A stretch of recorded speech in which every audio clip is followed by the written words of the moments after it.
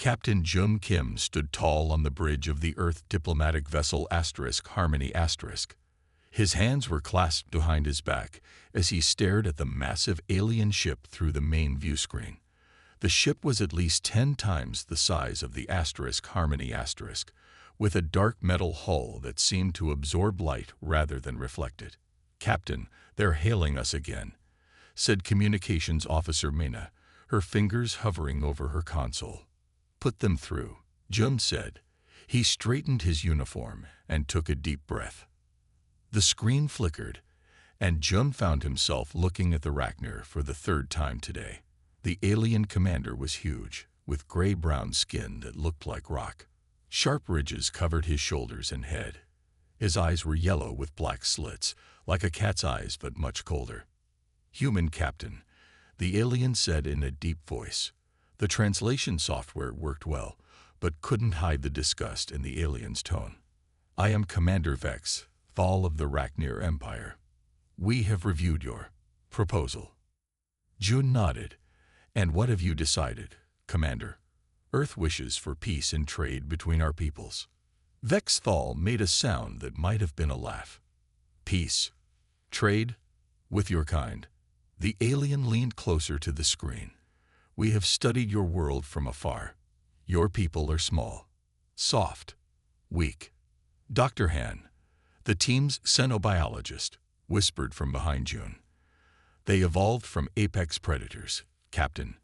Physical strength is probably very important in their culture." Jun kept his face calm. "Commander, strength comes in many forms. Humans have." "Silence," Vex Thal cut him off. "In the great void of space, only the strong survive. The Ragnar do not ally with prey species." The bridge crew of the Harmony * stayed quiet, but Jun could feel their tension. "We are not prey," Jun said firmly. "Humans are the dominant species of Earth for good reasons." Vex Thal stood up. The camera followed him, and now the humans could see his full height, at least 8 feet tall. His upper body was covered in natural armor plates. His hands ended in long, sharp claws. "Words mean nothing," the alien commander said. "If you wish to prove your species' worth, then prove it."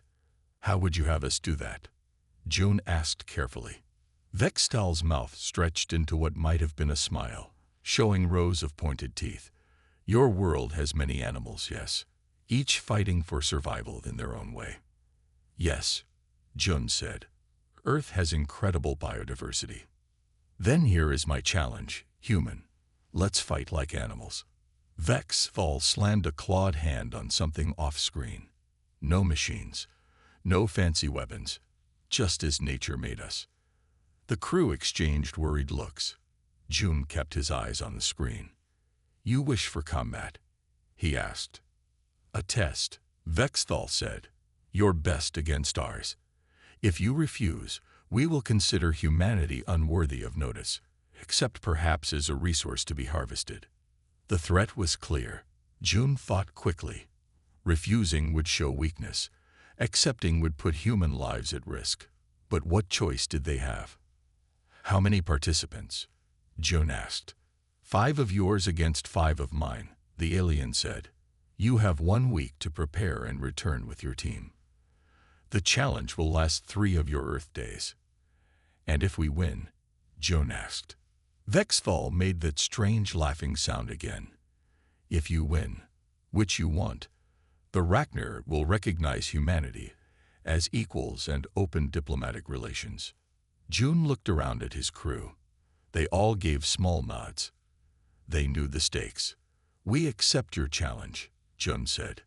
"Good." Vex Thal's eyes narrowed. 1 week, human. Come prepared to fight like the animals you are." The screen went black. Officer Mena broke the silence. "Sir, we should contact Earth immediately."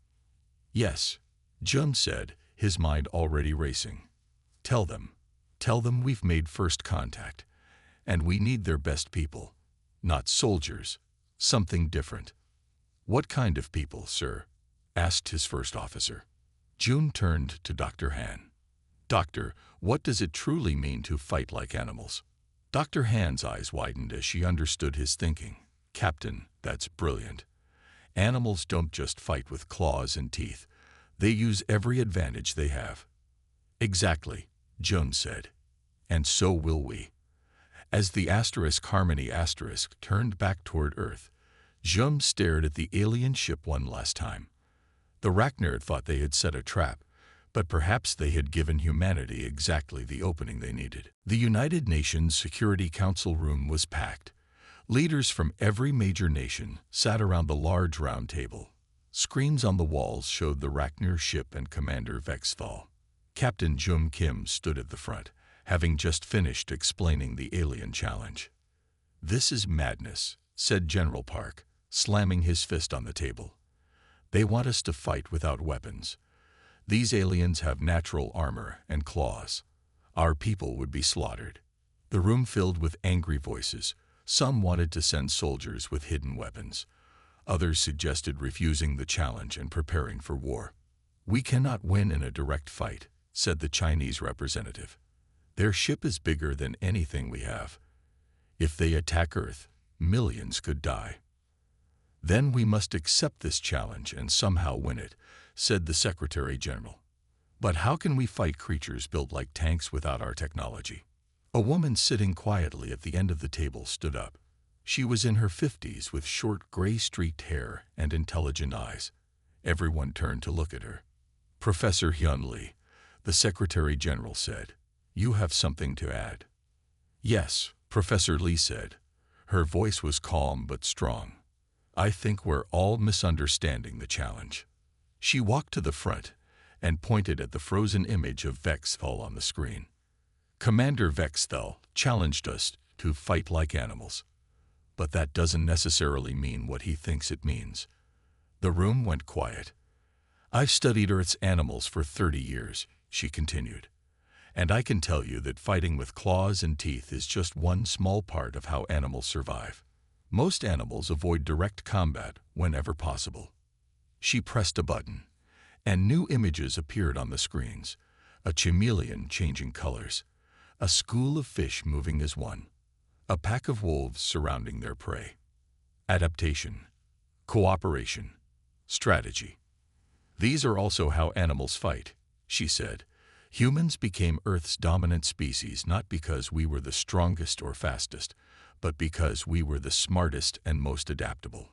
General Park frowned. "So what are you suggesting, Professor?" "I'm suggesting we accept the challenge on our terms," she said. "We send a team that represents human adaptability and intelligence, not our strongest fighters, but our most resourceful problem solvers." Captain Jun nodded slowly. "The Rachner expect us to try to match them physically, if we approach this differently." "Exactly," Professor Lee said. "We show them how Earth's animals really fight." The Secretary General leaned forward. "Who would you send on such a team?" Before Professor Lee could answer, a man in a military uniform stood up from the back of the room. He was tall with broad shoulders and a serious face.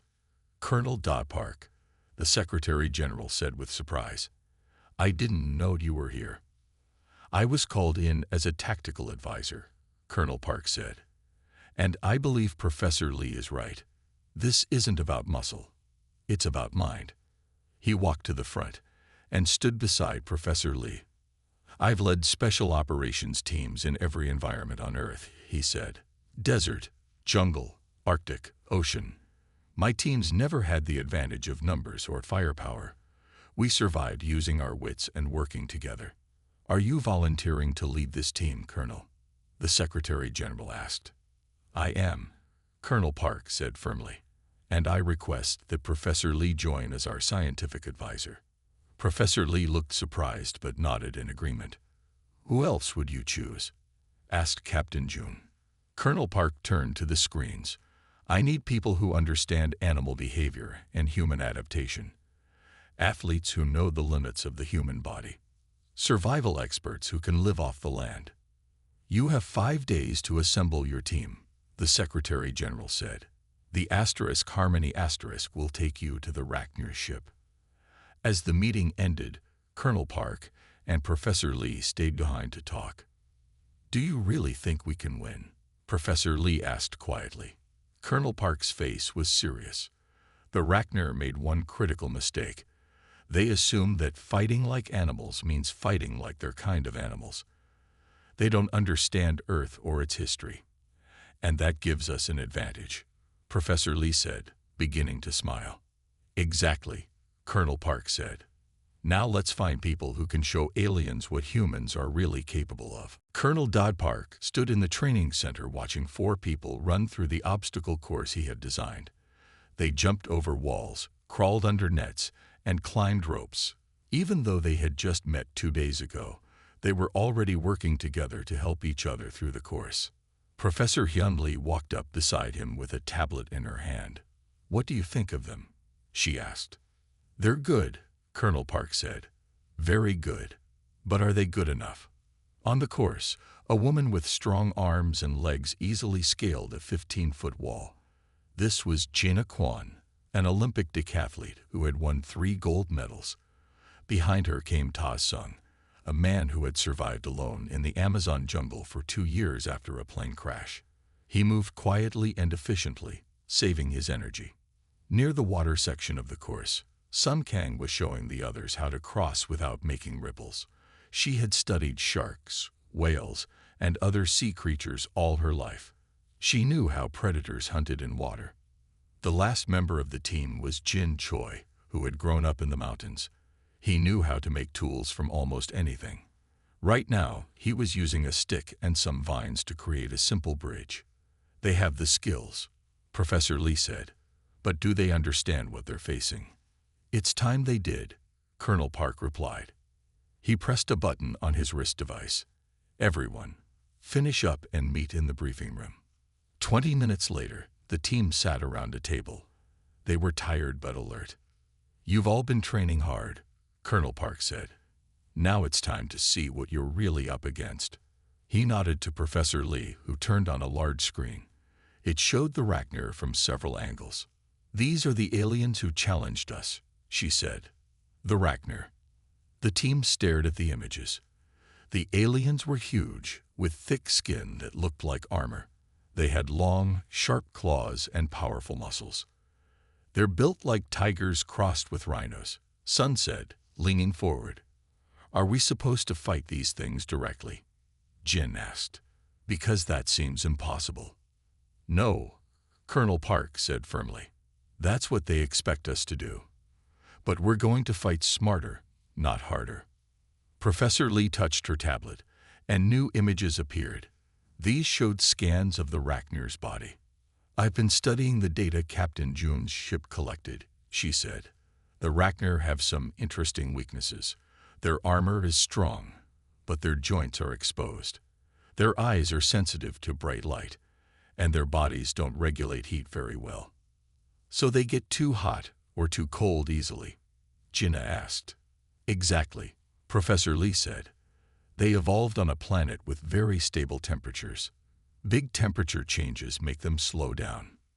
Ta, who had been quiet until now, spoke up. "What about their behavior? Do they hunt alone or in groups?" "Good question," Professor Lee said. "They seem to use pack tactics like wolves, but they're not very flexible. If something unexpected happens, they get confused." Colonel Park stood up and looked at each team member. "The Rachnar think fighting like animals means using claws and teeth. They don't understand that Earth's animals and humans have many other ways to survive." He pointed to each person as he spoke. "Gina, your speed and agility. Ta, your survival skills. Sun, your knowledge of predator behavior. Jin, your ability to make tools. And all of you together, using your brains." "So what's the plan, Colonel?" Jin asked. "We have 3 days in their challenge arena," Colonel Park said. "We won't try to defeat them directly. Instead, we'll show them all the ways Earth's animals really fight. Evasion, distraction, cooperation, tool use," Professor Lee added. "And adaptation," Colonel Park finished.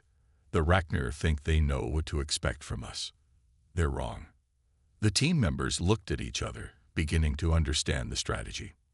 We have 2 more days to prepare, Colonel Park said. Then we head to the Rachner ship to show them what humans can really do. As they left the room, Gina walked beside Professor Lee. "Do you think we can actually win?" she asked quietly. Professor Lee smiled. "The Rachner challenged us to fight like animals. They have no idea what they've asked for." The Earth team stood in the docking bay of the Rachner mothership. The alien vessel was enormous, making the humans feel tiny in comparison. Captain Jun Kim had brought them here on the Harmony and now stood with them as they waited. "Remember," Colonel Park said quietly to his team, "they'll try to intimidate you. Don't show fear." The doors at the far end of the bay slid open. 5 Rachner walked in, led by Commander Vexthal. The aliens towered over the humans, each standing at least 8 feet tall. Their gray-brown skin looked thick and tough. Sharp claws extended from their fingers. "So," Commander Vexthal said, looking down at the humans, "these are Earth's champions." His voice dripped with scorn. Colonel Park stepped forward. "We are ready for your challenge." Vexthal walked around the human team, examining each member. He stopped in front of Gina, who was the smallest of the group. "This one looks especially weak," he said. Gina met his gaze without flinching. "Appearances can be deceiving," she said calmly. Vexthal made a sound that might have been a laugh. "Follow me, humans. Let me show you where you will fail." The Rachner led them through long corridors until they reached a massive circular door. When it opened, the humans gasped in surprise. Inside was an enormous dome, at least a mile across.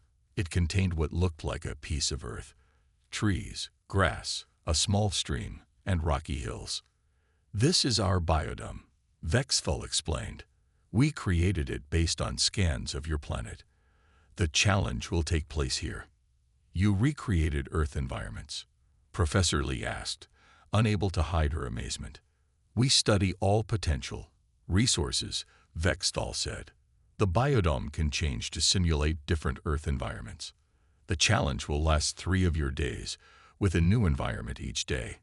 He pointed to a structure at the edge of the dome. "Those buildings will serve as your base. The same for us on the opposite side." "And the rules?" Colonel Park asked. "Simple," Vexthal said. "No modern weapons, no outside help, just what nature gave us." He flexed his clawed hands.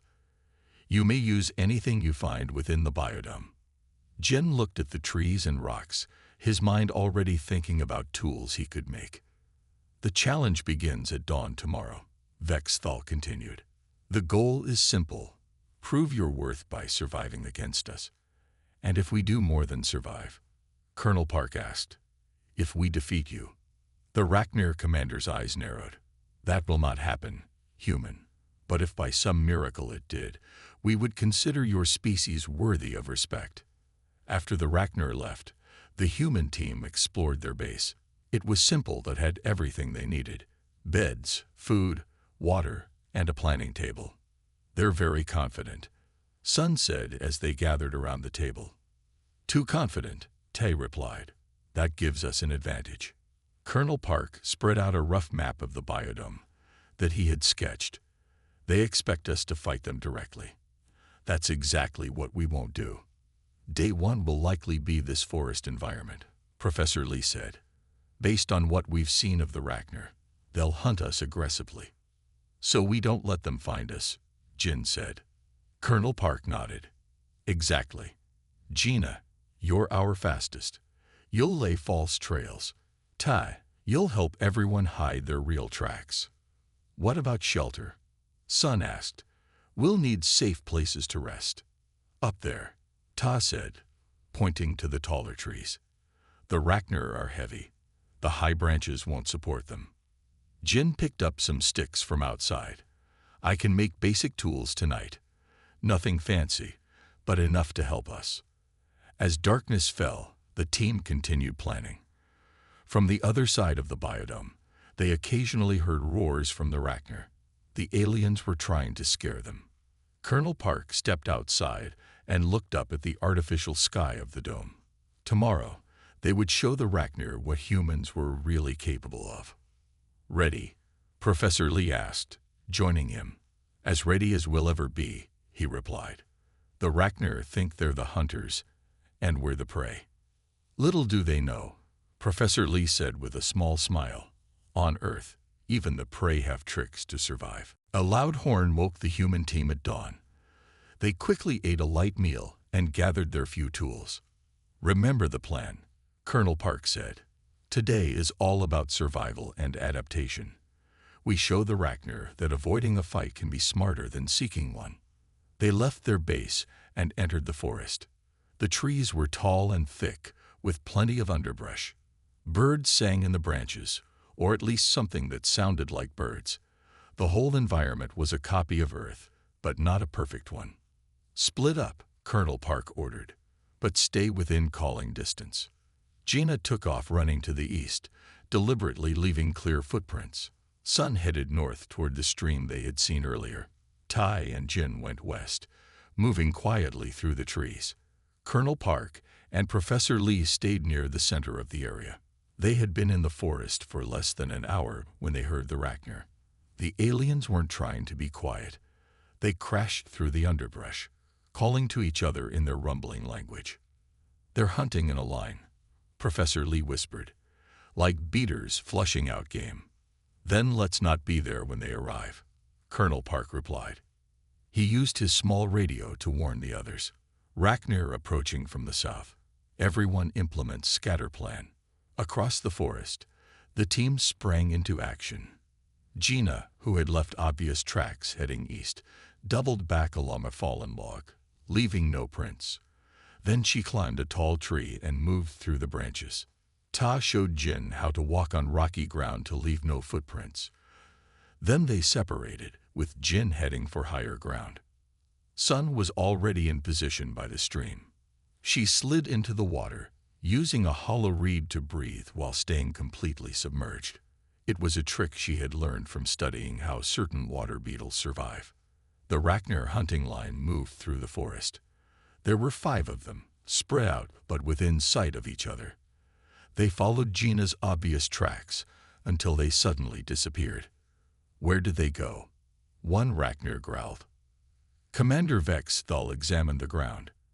"They're trying to hide from us. Spread out more. Find them." The Rachner searched for hours but found nothing. The humans had completely disappeared. As the day went on, the aliens became frustrated and angry.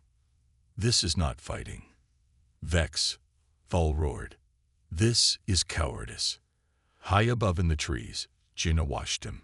She had built a small platform in the highest branches where the heavy Rachner couldn't climb. Using her athletic skills, she had jumped from tree to tree all day, watching the aliens but never being seen. By the stream, Sun had moved to a hollow log half submerged in water. She stayed perfectly still as a Rachner walked right past her hiding spot. On a rocky hill, Jin had used his skills to build a hiding place that looked just like part of the hill. Inside, he worked on making better tools for tomorrow. Ta had found a thicket of thorny bushes. He carefully cut a path through them, and then closed it behind him. The Rachner, with their large bodies, couldn't follow. As evening approached, Colonel Park and Professor Lee met at their planned rendezvous point, a small cave hidden behind a waterfall. "The others should be here soon," Colonel Park said. They all reported in safely.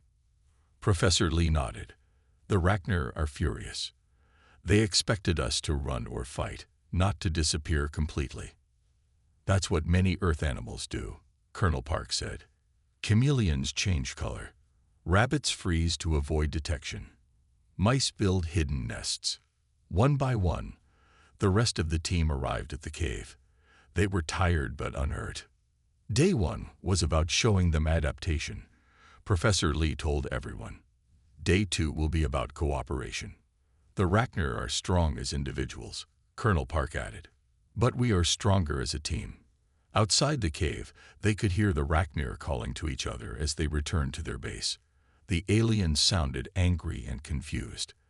They had spent the whole day hunting, but hadn't even seen a human. "Get some rest," Colonel Park told his team. Tomorrow, we stop hiding and start showing them what humans can really do. The humans woke to the sound of machinery. The ground vibrated slightly. Outside their cave, they saw the forest changing. Trees sank into the ground. The stream widened. Soon, the entire environment had transformed into a marshy wetland with tall grasses, shallow water, and scattered islands of solid ground. "They're changing the playing field," Colonel Park said, "making it harder for us to hide. Less trees, more open space," Ta noted. "They want to see us." Jin held up the tools he had made overnight. Simple spears with fire-hardened points, bolas made from vines and stones, and snares for trapping. "Today, we work together," Colonel Park said. "No more hiding. We show them how a team can beat individuals." Professor Lee nodded. "Wolf packs take down prey much larger than themselves. Ants build bridges with their bodies. Dolphins herd fish together." "Cooperation," Gina said. "That's our strength for day 2. They ate quickly and moved out into the marsh. This time, they stayed together, moving as one unit through the shallow water. Sun led the way, her knowledge of wetland environments keeping them on solid paths. An hour later, they spotted the first Ragnar. He was alone, searching through the tall grass. The humans ducked down, only their eyes above the waterline. Colonel Park used hand signals to communicate his plan. The team nodded and split into 2 groups. Gina, Tai, and Jin circled to the right. Colonel Park, Professor Lee, and Sun moved to the left. The Ragnar stopped and sniffed the air. He sensed something was wrong, but too late. Jin threw his bola, which wrapped around the alien's legs. At the same moment, Gina burst from the grass on the other side, drawing the Ragnar's attention. While he was distracted, Ta slipped behind him and pushed a long stick between his legs. The alien fell hard, splashing into the marsh water. Before he could get up, all 3 humans had disappeared back into the grass. What happened? The alien's radio crackled with Vex et al.'s voice. "The humans," the fallen Ragnar answered, struggling to his feet. "They attacked me and vanished. They're working together." Across the marsh, the human team regrouped. "That worked perfectly," Colonel Park said. "We didn't hurt him, but we showed we could have." "Here," Jin said, handing out more tools. "I made enough for everyone." The rest of the day followed the same pattern. The humans moved as a coordinated unit through the marsh. When they found a lone Ragnar, they would separate him from the others, demonstrate they could defeat him, and then disappear before reinforcements arrived. By midday, the Ragnar had changed their approach. They now moved in pairs, watching each other's backs. But the humans adapted too. They began using the environment against the aliens. Sun showed the team how to disturb waterbirds, sending them flying into the Ragnar's faces. Tai taught them how to make the ground look solid when it was really deep mud. Several Ragnar fell into these traps, becoming stuck until their comrades pulled them out. Late in the afternoon, the humans spotted Commander Vexthal himself. He was standing on a small island in the marsh, looking angry and frustrated. "Now," Colonel Park said, "this is our chance to make a real statement." The team spread out, surrounding the island. Jin threw a spear that landed at Vex et al.'s feet. As the commander looked down, Gina splashed water from behind him. When he turned toward the noise, Tai threw a small stone from another direction. Soon, the Ragnar commander was spinning in circles, trying to locate threats coming from all sides. The humans stayed hidden in the tall grass, working together like a well-practiced team. Finally, Colonel Park stepped into view, just for a moment. Vexthal roared and charged toward him, but the human disappeared into the grass, and the Ragnar found himself facing an empty marsh. "Cowards!" Vexthal shouted. "Face me directly." But the humans were already gone, moving back to their base as evening approached. "Today we showed them cooperation," Colonel Park said when they were safe. "Tomorrow is our final day. We show them intelligence." "The Ragnar are learning," Professor Lee warned. "They'll be ready for our tactics now." "Good," Colonel Park said, "because we'll have new ones tomorrow." The third day brought another change to the biodome.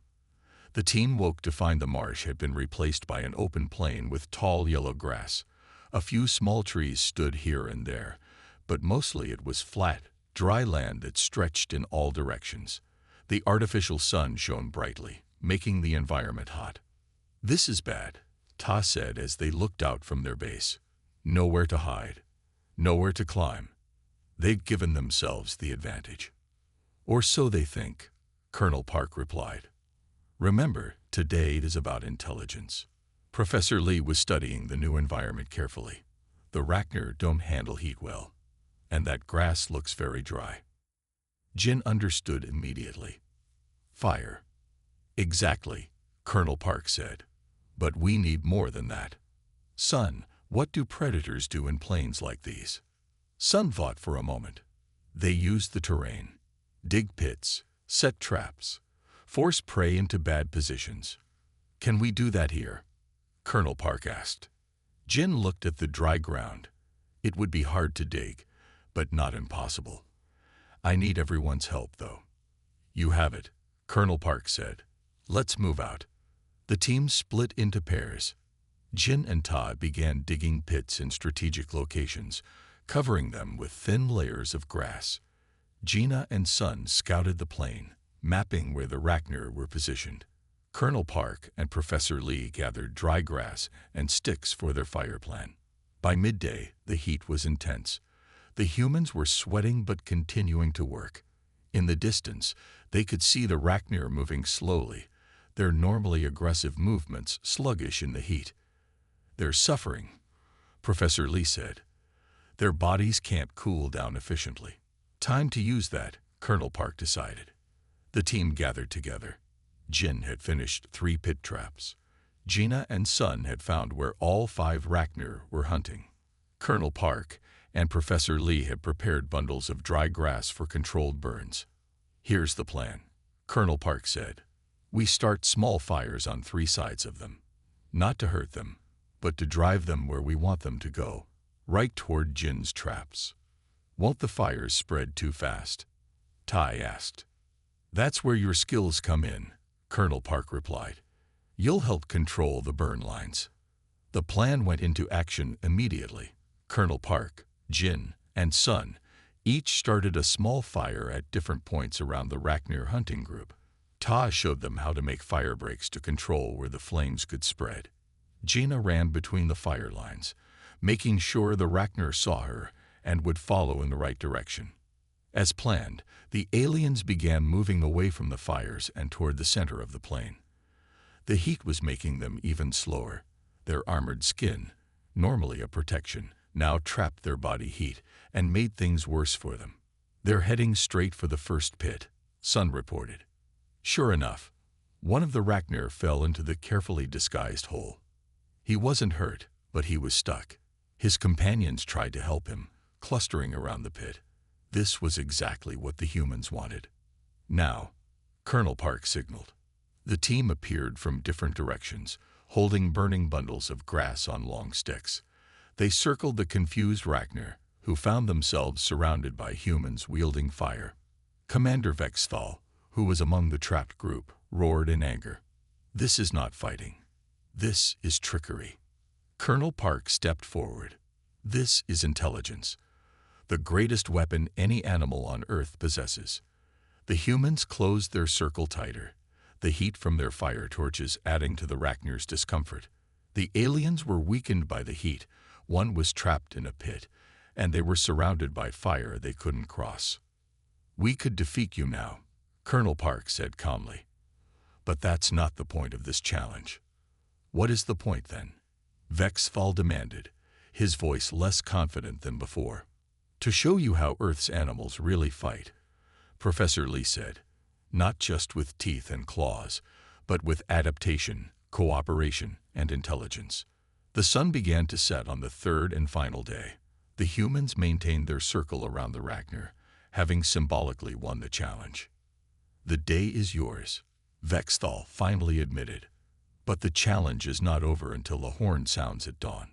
We'll be ready, Colonel Park replied. 1 week after the challenge, the Earth diplomatic vessel Harmony floated side by side with the Rachner mothership. Inside the Harmony's main conference room, humans and Rachner sat together around a large table. The mood was very different from their first meeting.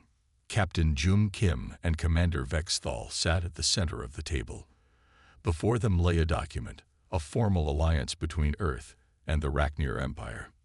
"This is a historic day," Captain Jun said. "When we first met, I never imagined we would be signing an alliance so soon." Vexthal nodded. "Nor did I. My people have always judged others by their strength in direct combat. We were narrow-minded." Colonel Park and his team sat along one side of the table. They had become heroes on Earth. News of their victory had spread quickly, and now everyone wanted to know how 5 humans had outsmarted the powerful Rachner. "The challenge changed our understanding," Vexthal continued. "We saw that there are many forms of strength, many ways to fight, many paths to victory." Professor Lee smiled. "That's the beauty of evolution. It finds countless solutions to the same problems.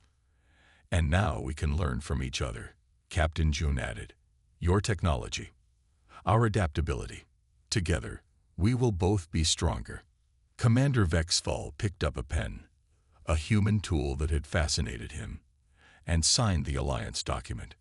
Captain Jun did the same. The room erupted in applause. Later, at the celebration dinner, humans and Rachner mixed together, sharing stories and learning about each other. The human team sat with the Rachner warriors they had faced in the biodome, now laughing about their 3-day contest. "I still don't understand how you disappeared so completely on the first day," one Rachner warrior said to Gina. She smiled. "I spent the entire day in the treetops, jumping from branch to branch. You never looked up. And I stayed underwater for hours," Sun added, "breathing through a reed while you walked right past me." The Rachner shook his head in amazement. "On our world, survival meant being the strongest, being able to defeat any enemy directly." "Different worlds, different solutions," Ta said. "That's why space exploration is so valuable. We all have things to teach each other." Across the room, Commander Vexthal was speaking with Colonel Park and Professor Lee. "There is something I must confess," the Rachner commander said quietly. "The challenge, it was not just to test your worth." "Oh," Colonel Park raised an eyebrow. "The Rachner Empire has grown large. We have many enemies, stronger enemies. Enemies we cannot defeat with claws and strength alone."